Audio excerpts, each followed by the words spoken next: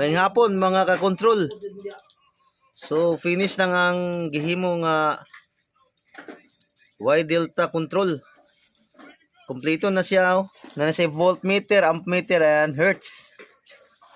Of course, upgrade na pud siya, no? Kay kuan na siya kaning digital. Oh, na siya trip saka on og stop nga pilot light. Og duha din ka push button, stop and start. So i-try nato mga ka-industrial control. So yeah, mo na siya mga ka-control, no? So atong voltage karon is 219 ang nakakuan display. Tapos 60 Hz. So ampere ay wala kay pa may load, okay? So lantaw pud nato ang yang sa sulod mga control og limpyo ba gyud. So yan mga ka-control, oh. Ay susyada kayo. Limpyo, oh. So mo ni siya mga control, no, ang atong Y delta control.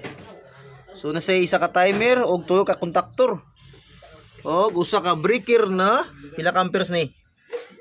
100 amperes. Ayos. So tawa nyo mga control, oh. Ayos. Short invoice ba? So ato siyang testingan mo mga ka-control, mga ka-electrician.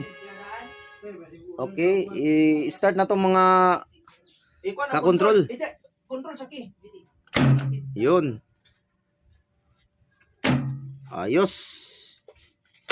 Oh, tingnan nyo. Okay, start. Oh. Alright. Again. So mani siya ang gana una mga ka-control, oh.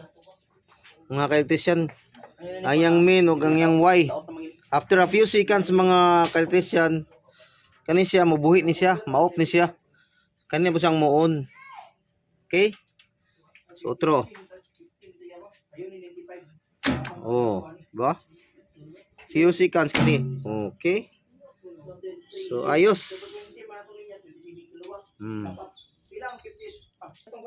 So right mga ka-control, yun lang mga ka-electrician ug mga ka-industrial.